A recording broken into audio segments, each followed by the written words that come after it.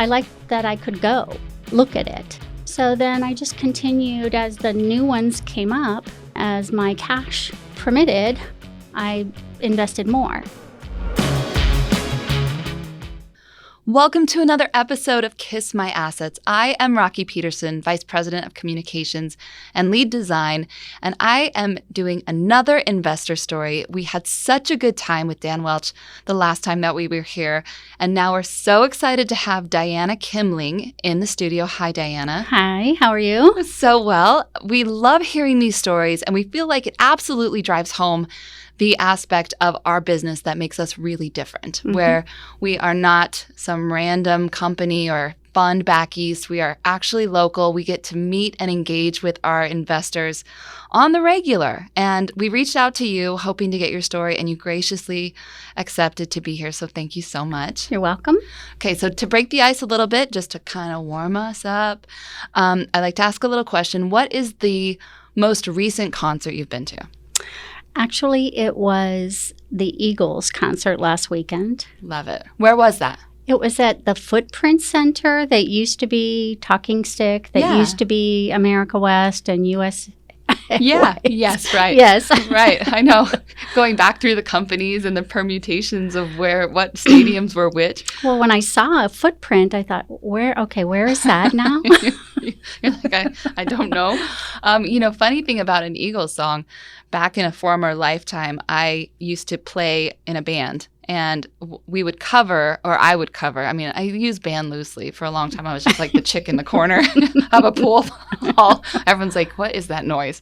But I would do Desperado. Oh, yeah. Yeah, because it was easy enough to play. Because as you know, Eagles, the guitar is amazing. Yes. I'm sure that you had many of those moments in concert where it really does sound like the recording. Yes. It's really impressive. It was very well done. My daughter and I went, and she said it sounded to her like we were listening to a recording. It was that remarkable? Yeah, the acoustics were wonderful. Yeah. The harmony was great. Yeah. It was just really, really memorable. Well, I grew up on that music, and I still love it. And I played it out many times, and it was always a big hit. So,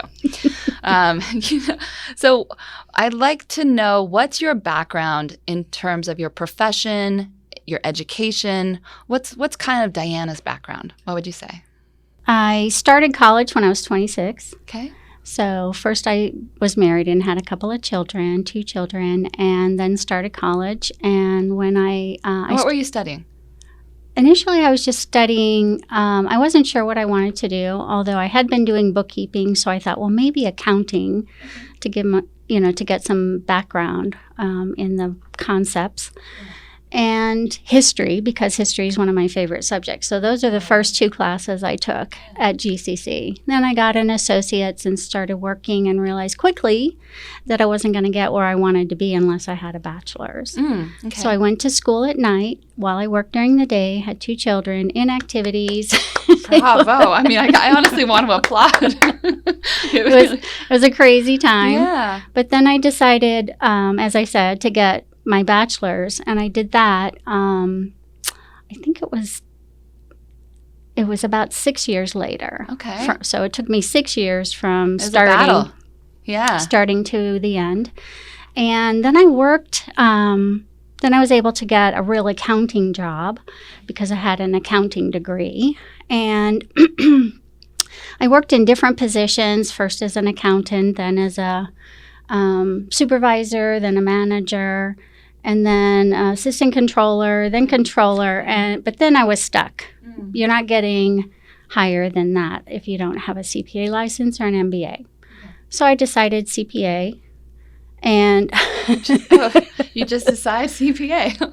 Okay. Well, the reason is because it would be more consistent with my work. Of course. And I would have more credibility with professional people I was interacting with. Of course. But then, MBA would take longer, CPA would take less time. I felt they were both approximately equal in enhancing credibility. So I got my CPA license, and then I was promoted to CFO. Congratulations. First controller, then CFO, yeah. That's fantastic. And you have 2 children, you said? Yes. Uh-huh. Okay, so you did all of this. So there's clearly a emphasis on not only educating yourself, but also what's the next step? Right. Like how am I going to get where I want to be? Right. And what I do now is going to dictate what it looks like 5-10 years from now. Exactly. Which, of course, is our mentality here. That, it can start really small, but ultimately, if we're not doing things now to get where we want to get, then it's, you're chasing a dream or a dragon, whereas you can take active steps like you did, like this education, this almost slavish obsession with educating yourself, which of course is very admirable. Have you always been interested in investing, or is it something that's been a little bit more recent? I mean, you're obviously a numbers gal. Right. Well, how has that kind of come about? In the early 90s, my employer had a 401k, so that was my initial experience with investing. And that's when I was still, getting through the rest of the career advancement. So I didn't pay too much attention to it until about 1995. And then I don't remember who I was talking to or if it was a program, but I decided I wanted to take some money because I was married and we had savings. Sure. Far too much cash just lying around. So Okay. I wanted to take some of that and put it in the stock market. Okay. How'd that go? My husband picked Ford. I picked Microsoft. Guess which did better. I guess we don't need to know about those other 4. It's like the others and then your pick. No, Ford. Oh, Ford. Ford. I thought you said 4. No. Okay. So he picked Ford. You picked Microsoft. Microsoft. Okay. And we can still, I guess it's kind of the same thing. Right. The end is still the same. Right. And what did that feel like in terms of, you choosing what you decided? And did that build your confidence in you being able to look at something and say, this is good, and this is what I want? Mm-hmm. Because I learned, I started with Scottrade, which was recently purchased by TD Ameritrade. But I started with them because you only needed, I think, $2,500 or maybe $500, some small amount of money. Yeah. And maybe it was $500. But anyway, you only needed a small amount, and their fee then, of course, nobody charges a fee anymore, but their fee then was less than Schwab or some of the others. And they seemed very helpful. Okay. Very willing to talk to somebody who didn't know a lot. Yeah. I mean, I knew I wanted to buy Microsoft stock, but I didn't know how to do that.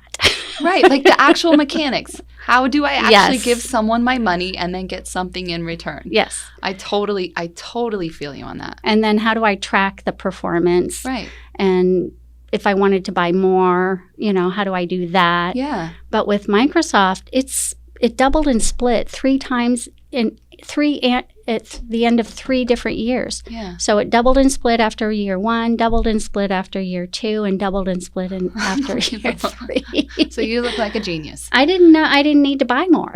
Right. It just kept buying it for you. Right. And it's so interesting that you say that specifically, that you were able to start small. Right. And that they were able to help you get educated on the process, the actual mechanics of how this works, how I buy it, how I sell it, what it looks like when I do sell. If I do sell, you never did sell probably. I did, but I bought other things like Apple and Amazon and Google. So I guess Facebook. You're still fine. Okay, so she likes the blue chip. Okay. Well, but I think it's very telling that appealed to you. And then it makes sense why Neighborhood Ventures would appeal to you. Mm-hmm. It's kind of a similar thing, only it's in the real estate purview. How did you first hear about us? Through Ezria. Okay. Yep. Yeah. Jameson and John went to... And for those that don't know, it's... Arizona Real Estate Investors Association. Okay. Great. And John and Jameson had a seminar, on a Saturday afternoon. So I thought, you know what, I'm going to go hear what this is about. So impressive. And I can think of 100 things on a Saturday afternoon that I'd be doing. And that's why I'm so impressed. I can't help it.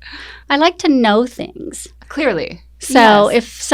if I'm become aware of something I don't know and I have time, I like to learn about it. Of course, I love that. Yeah. So it sounded interesting, but a little bit scary because it was new. Sure. So I'm not overly conservative, but I guess I am at the outset. Like I bought a few shares of Microsoft, right? Maybe 10 or whatever. I don't know. Some small number. But then after it started doing well, then I gained confidence. So then I can take a little more risk. So it was the same thing with this. I didn't know how I knew about crowdfunding, like GoFundMe and all of that. Sure. But I didn't know how that would work with real estate. So I just watched for 2 properties. Love it. And then when the third one became available, I forget I think that was 66. You're exactly right. And the Airbnb, and I had an Airbnb. Maybe at that point I still did. So it gave you a little more context. Mm-hmm. Okay. I like that. And I liked that I could go Yeah. look at it. Yes.